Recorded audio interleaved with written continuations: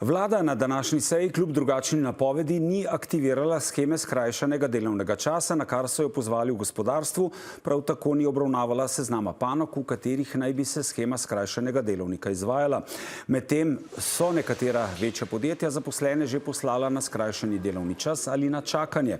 Ob tem v gospodarski zbornici opozarjajo, da če odločitve o shemi skrajšanega delovnika ne bo danes, letos ne bo rezultatov. Zakaj torej sklep ni bil sprejet že danes? In ali to pomeni, da vlada shemo subvencioniranega skrajšanega delovnika še ne bo aktivirala v naslednjem tednu z ministrom za delo Lukom Mescem in izvršnim direktorjem gospodarske zbornice Mitjo Gorenškom. Dober večer obema. Dober večer. Gospod minister, zakaj vlada ni že danes sprejela te sheme skrajšanega delovnega časa, čeprav ne ste po seji dejali, da manjka samo še sklep? Tako kot rečeno, manjka samo še sklep. Zdaj, o tej shemi se mi v resnici že celo leto pogovarjamo. Začeli smo v socialnem dialogu konec prejšnjega leta, ker smo gledali vojna v Ukrajini, carinske vojne Trumpove, evropski trgi, naši izvozni, Avstrija in Nemčija v težavah in smo rekli, ok, tudi v Slovenijo zna priti kriza enkrat tokom tega leta, najverjetneje v drugi polovici. Zato smo takrat pod okriljem Ministrstva za delo, ki je pogajanja vodilo, sestavili zakon o krizni shemi za skrajšan delovni čas, ki ga lahko vlada aktivira, če pride kriza ali pa naravna nesreča, in podjetja ga uporabijo za to, da zaposlenim skrajšajo delovni čas in dobijo subvencijo. Ampak zakaj tega niste naredili že na tej seji vlade, kot ste obljubljali, in na kar vas je pozvalo gospodarstvo? Kot rečeno, to je proces. Zdaj, začetek leta smo naredili zakon, poleti so se oglasile prve panoge, zdaj sam osebno sem se sestal s predstavniki kovinske pa tudi avtomobilske industrije. Ministrstvo za gospodarstvo smo naročili, da naredi študijo, ki jo je pol tudi naredil. 19. novembra smo imeli posvet s socialnimi partnerji, kjer smo postavili gabarite, zdaj pa moramo to obdelati še na vladi. Danes smo imeli terensko sejo vlade v Mariboru, ampak bomo drug teden se pogovorili o tem. Kaj pravite na te argumente? Glejte, ta proces traja že vrsto let. Mi s to idejo nismo prišli v letošnjem letu, niti ne v lanskem letu, niti ne v tej vladi.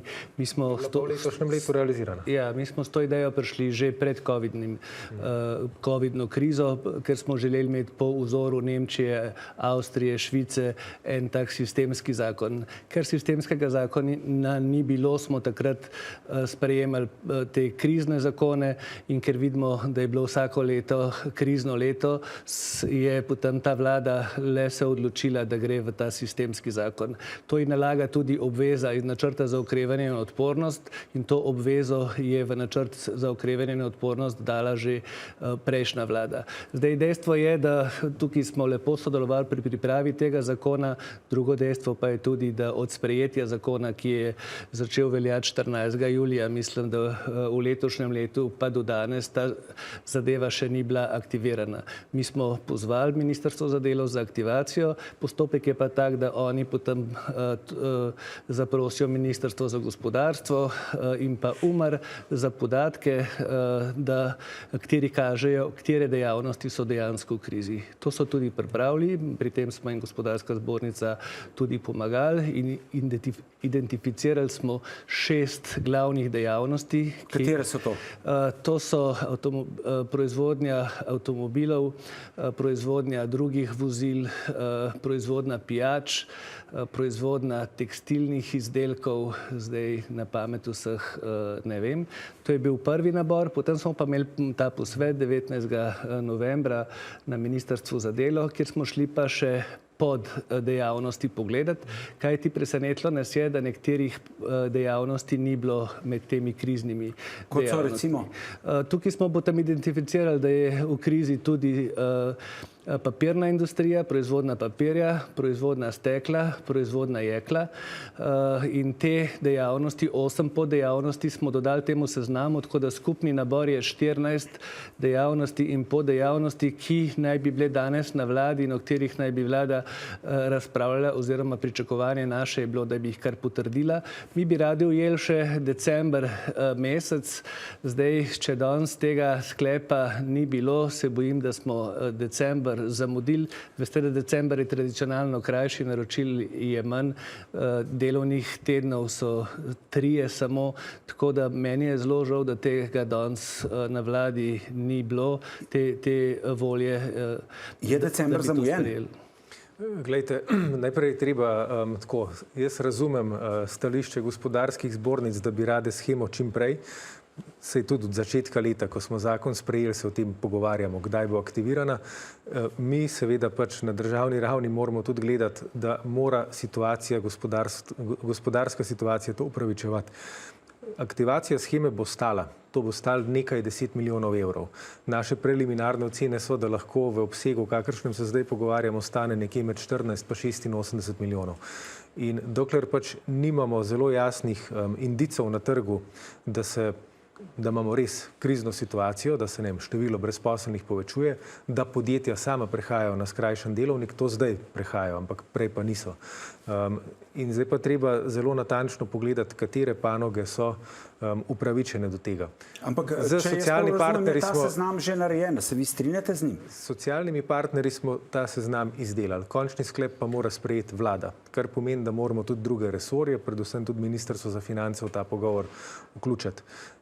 Je morda razlog, ker ste dejali, da je treba vključiti tudi Ministrstvo za finance, je morda razlog, ne vem, da vlada okleva s tem sprejetjem, so tudi upozorila iz Bruslja, da je proračun, da je ta proračunski minus lahko že prevelik, tudi zaradi izplačila božičnice in zdaj boste raje, ne vem, to zavlekli za januar in na ta način obdržali javne finance take, kot so, da ne bojo šle še bolj v minus. Proračunski primanjkljaj ne bo presegel 3%, to si upam z gotovostjo trditi. Kar se tiče aktivacije sheme, pa gledajte, tako kot sem rekel, razlog je, da moramo na vladi zdaj to natančno pogledati in določiti, katere panoge in za koliko časa so upravičene do tega.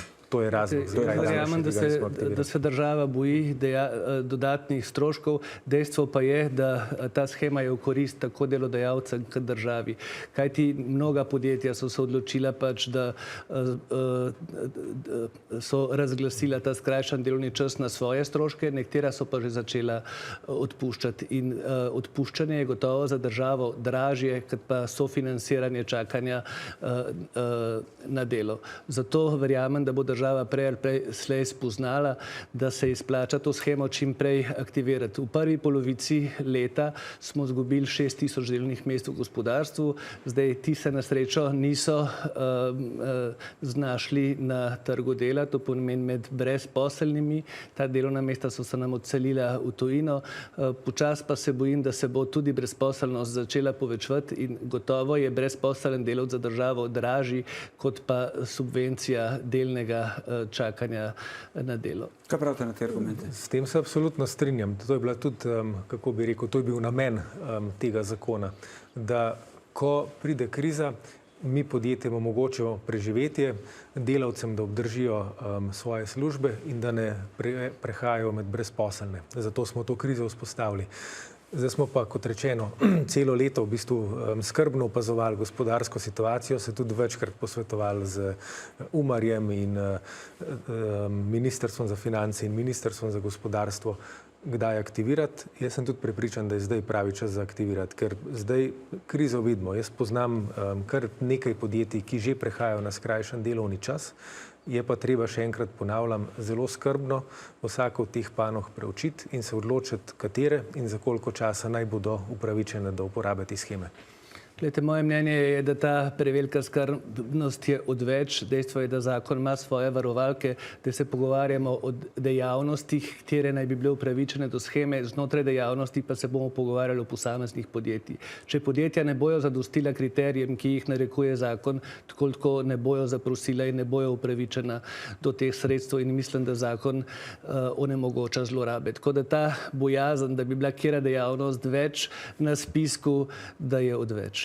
Povejte nam, bo torej vlada v četrtek že sprejela po vašem mnenju odločitev o tem, boste vi to na seji vlade predlagali, da se pač ta seznam, ki ga je Ministrstvo za gospodarstvo, čeprav razumem, pripravilo, potrdi in da se ta shema aktivira? Tako, zdaj Ministrstvo za delo, ki je nosilec zakona, ki smo tudi vodili ta proces, mi seveda delamo na tem, da bo vlada to v četrtek obravnavala, da. Dobro, gospod Gorenšček, najlepša vam hvala. Gospod Mesec, vi še ostajate naprej z nami.